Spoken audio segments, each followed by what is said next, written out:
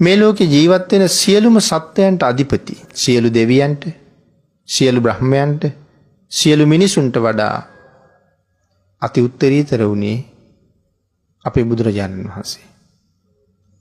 දේවාති දේවයි, දෙවියන්ට දෙවියෙක්, බ්‍රහ්මාති බ්‍රහ්මයි, බඹුන්ට බ්‍රහ්මෙක්. ඒ කිසි කෙනෙකුට වඩා භාග්‍යතුන් වහන්සේ පහලින් නැහැ. සියලු දෙනාටම වඩා භාග්‍යතුන් වහන්සේ ඉහළයි. වෙනතනි සියලු දෙනාටම වඩා භාග්‍යතුන් වහන්සේ ඉහළයි වගේ සියලුම පුණ්‍ය කර්මයන්ට වඩා අප්‍රමාදයේ ඉහළයි කියලා දේශනා කරනවා. හැම පින්කමකටම වඩා අප්‍රමාදයේ ලොකුයි. ඒකයි මම කිව්වේ ශාසනය උගන්වපු ලොකුම පින්කම අප්‍රමාදයයි කියලා. ආන්ගේ අප්‍රමාදී බව නිසා අපිට බොහෝ දේවල් ලැබුණා. මේ මෙහෙම අප්‍රමාදීව කටයුතු කරන පුජ්‍යලේකුගේ යසස කීර්තිය පැතිරෙන්න පටන් ගන්නවා, වැඩෙන්න පටන් ගන්නවා. තමන්ගේ යසස, කායික යසස හැම දෙයක්ම වැඩෙනවා. කායික යසස වැඩෙනවා කියලා කිව්වේ අප්‍රමාදීව කටයුතු කරපු නිසා ලස්සන වෙනවා, උස යනවා, උසට ගැලපෙන මහතක් ඇති වෙනවා, හොඳ ප්‍රඥාවක් ඇති වෙනවා, මහත් වූ භෝගස්කන්ධයක් ලැබෙනවා. එතකොට අපේ අය හිතන්න පුළුවන් මේ ජීවිතේ එහෙම කරාම අපිට එහෙමම වෙයිද කියලා.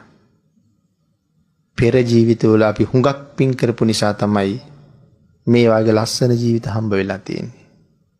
සමහර කට්ටියගේ ඇස් පේන්නේ, සමහර අයගේ කන් ඇහෙන්නේ, සමහරුන්ට කතා කරන්න බෑ, සමහරුන්ට ඇවිදින්න බෑ. එහෙම මිනිස්සු අතර අපිට ඇස් පේනවා, කන් ඇහෙනවා, කතා කරන්න පුළුවන්, හොඳ මානසිකත්වයක් තියෙනවා, වැඩ කරන්න පුළුවන්, ඉගෙන ගන්න පුළුවන් වුණා. මේ දේවල් ඔක්කොම කෙරුණේ ඇයි? පෙර හොඳට පින් කරලා තිබිච්ච නිසා. අන් අයට වඩා පින් කළා, අපිටත් වඩා පින් කරපු අය මේ ලෝකේ තව ඉන්නවා. ඒ තමයි තමන්ගේ කායික යසස වැඩෙනවා. එහෙම යසස වැඩිලා කටයුතු කරන කෙනාගේ කීර්තිය, ප්‍රශංසාව පැතිරලා යනවා. මනා සිල් ගුණ ආරක්ෂා කරගෙන ඉන්න කෙනෙකුගේ කීර්තිය දෙව්ලොව පවා පැතිරලා යනවා. ඒ සිල් සුවඳ උඩට, හරහට, යටට හැම තැනටම පැතිරෙනවා කියලා භාග්‍යතුන් වහන්සේ එක අවස්ථාවක දේශනා කොට වදාලා. මහත් වූ භෝගස්කන්ධයක් ලැබෙනවා. අපේ ශාසනයේ අප්‍රමාදීව කටයුතු කරන කෙනෙක් ලබන මහත් වූ සම්පත් 5ක් පිළිබඳව සඳහන් කළා. ඒ අප්‍රමාදීව කුසල් දහම් රැස් කරගන්නවා. හරියටම තෙරුවන් සරණ ගිහිල්ලා මනාව පන්සිල් රැක ගන්නවා. ආන් එහෙම කෙනෙක් උත්සාහ කරනවා නම් එයාට මහත් වූ භෝගස්කන්ධයක් ලැබෙනවා. දැන් අපි හුඟක් හිතාගෙන ඉන්නේ මේ සිල් රැකගෙන සල්ලි හම්බ කරන්න බෑ කියලානේ. ඒකට උත්තරේ භාග්‍යතුන් වහන්සේම දුන්නා. හරියටම තෙරුවන් සරණ ගිහිල්ලා පන්සිල් රකින්න, පන්සිල් රැකගෙන යම් කර්මාන්තයක යෙදෙන්න ඔහු වේගෙන් ධනවත් වෙන්න පටන් ගන්නවා. මහත් වූ භෝගස්කන්ධයක් ලැබෙනවා. නමුත් අපි කියන්නේ අපිට පින්කම් වලට එන්න වෙලාවක් නැහැ. අපිට සිල් ගන්න වෙලාවක් නැහැ.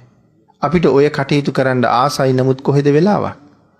ආන් ඒකට වෙලාව හදාගන්න නැතුව ඒගොල්ලෝ වෑයම් කරන්නෙම ධනෙ හම්බ කරන්නයි.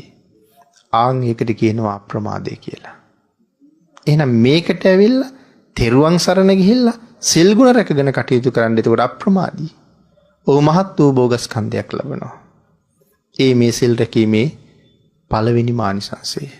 දෙවෙනි ආනිසංසය කල්යාණ වූ කීර්ති ഘോഷාවක් ඒ පුජ්‍යලයා වෙනුවෙන් පැතිරෙන්න පටන් ගන්නවා.